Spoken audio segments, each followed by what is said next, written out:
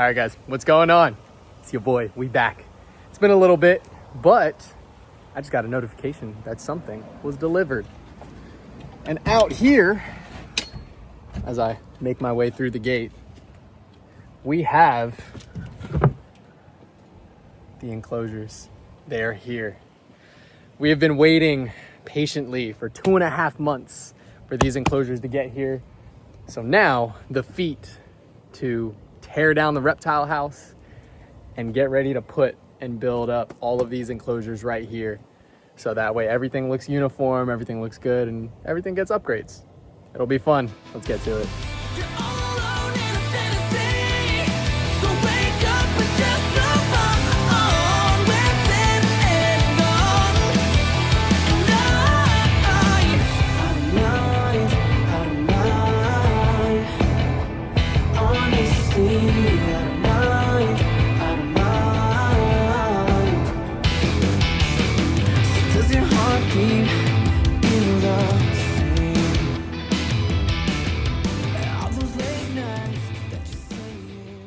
All right, guys, so we're hot, we're sweaty. We're making a lot of progress. The reptile room is getting shifted around. It is in shambles right now. We have animals tubbed and contained over there. We have a couple of things moved around. We're still figuring it out. You know, all of these pretty much good to go, but outside, real quick, we have even more enclosures. And I was telling my buddy, I was like, hey, I think I have a problem. It's not a problem. It's just a passion. So right now we got the music going. My buddy's working on one of the enclosures right now, and we have 15 of them to build, guys. 15, that's a lot. So it's gonna be fun. It's gonna be a process. Alrighty, so I did just want to take this time and go over these enclosures that we did get, seeing as I didn't really touch on them. But these new enclosures are 48 inches long, 24 inches wide, and 18 inches tall. So that's going to be a pretty substantial upgrade for a lot of the animals that we have inside. Obviously, the young cobras, the rhino vipers, the gaboons, you know, so on and so forth, right? Another reason why I had ordered so many was actually because the simple fact, nothing was uniform. It all just looked like, you know, the enclosures were, yes, most of them are all black, but a lot of them weren't the same look.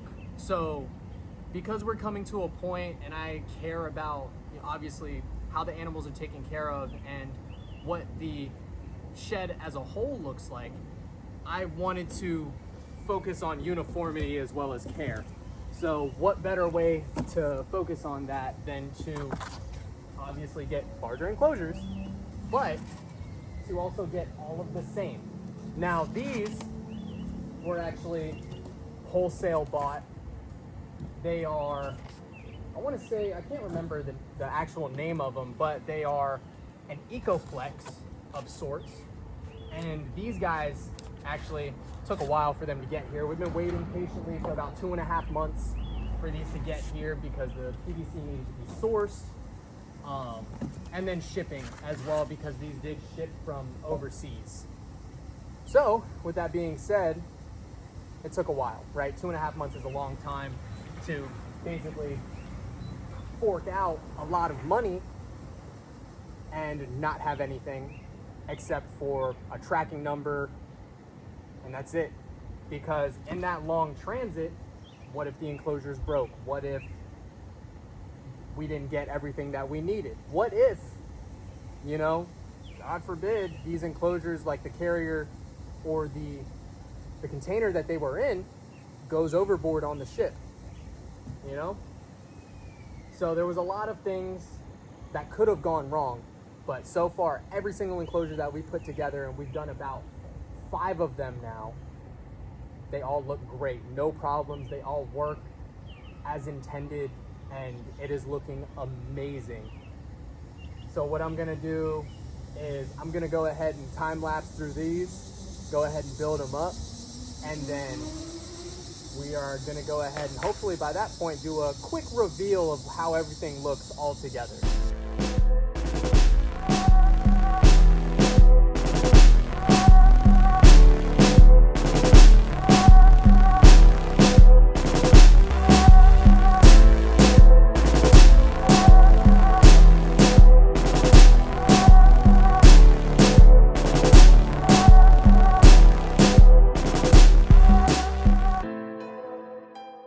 So, I've been throwing this together backwards the entire time, so we gotta take it apart because this little slot right here has to go on the other side so that the power cord can go through to obviously give the enclosure power, because it has its own light sockets built into it with cages that do need to get installed afterwards.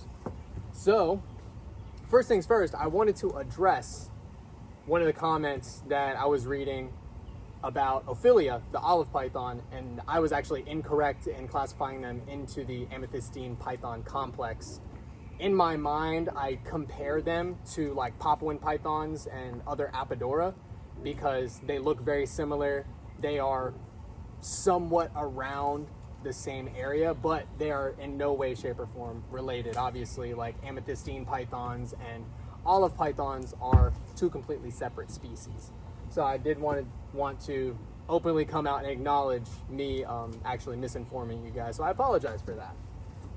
All right, and that is it for this one. So now what we're gonna do is we're gonna go ahead and move it inside, and then we're gonna have to finish building the rest of the enclosures inside of the shed because it's about to let loose. So next scene will be us inside, and then y'all get a little sneak peek. That'll be cool.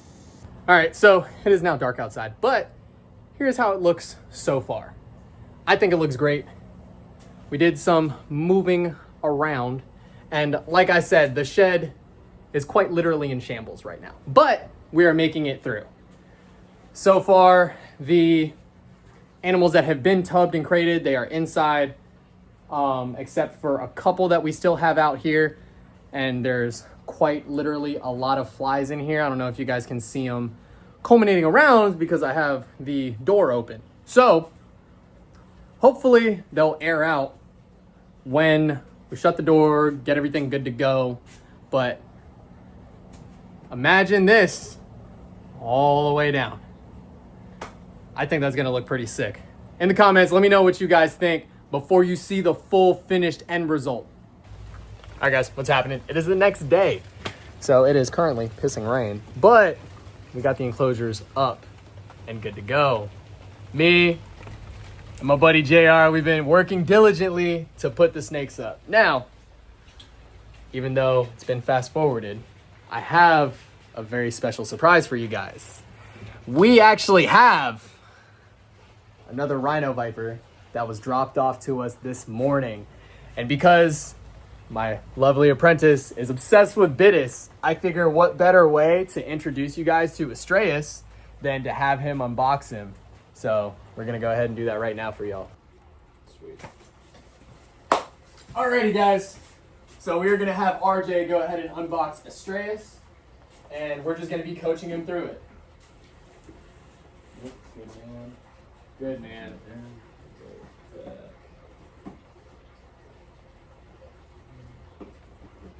We'll just make your life easier. You said his head's facing this way? No, his head's facing that way. Yeah. Facing so, yeah. Pop like that, so then we can just get it undone. Yep, just flip that. God damn, dude, he is fire. Holy crap. And at any point, too, if you want me to jump in, I have no problems doing that. Oh, I'm hearing a little... Yeah, some huffs, some hisses. Yeah. Dude, he is sick. Look at him. Little short, stocky guy. Beautiful colors. Beautiful colors. Yeah, so I would just put him on the ground for now.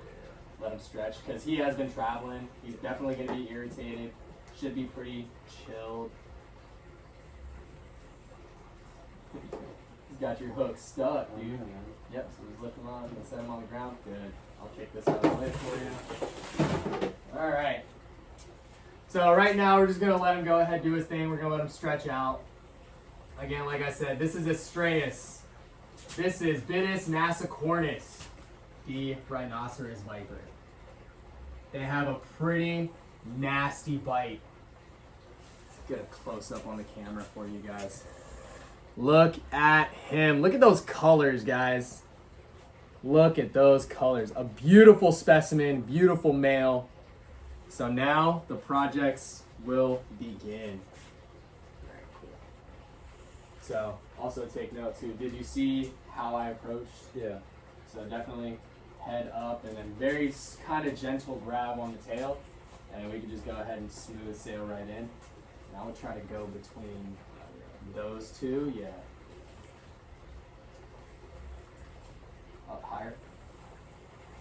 So you definitely want to hold his head up a little higher, yeah.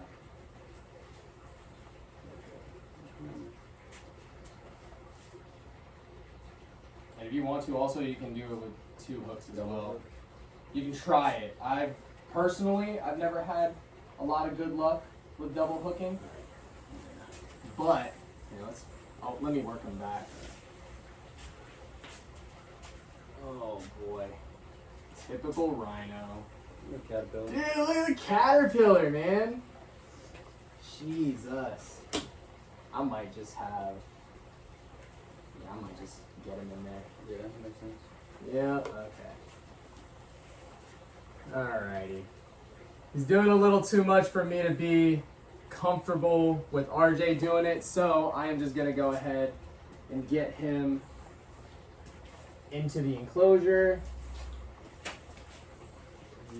Very, very, very twitchy individual. Watch yourself. Front. There we go. Right into the log. All right, locked and secured. So I will say the only reason why I decided to step in there was because this individual was extremely fast moving, completely different from Aurora. And obviously safety is my first concern, and I do not want to put RJ in a position where he is going to get bit or is overly uncomfortable. So this is all a learning experience for him as well, right? So this is why we take the precaution and, take it step by step. All right, guys, so after a grueling 2 days of hard work, a lot of drilling, a lot of breaking down and rebuilding, this is now the end result.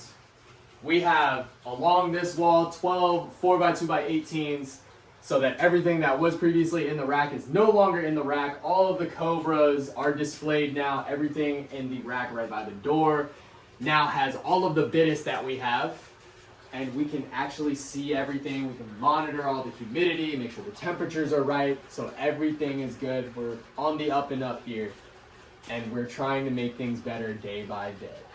So moving forward, this is now what you can expect to see: bigger enclosures, better husbandry, all of that good stuff.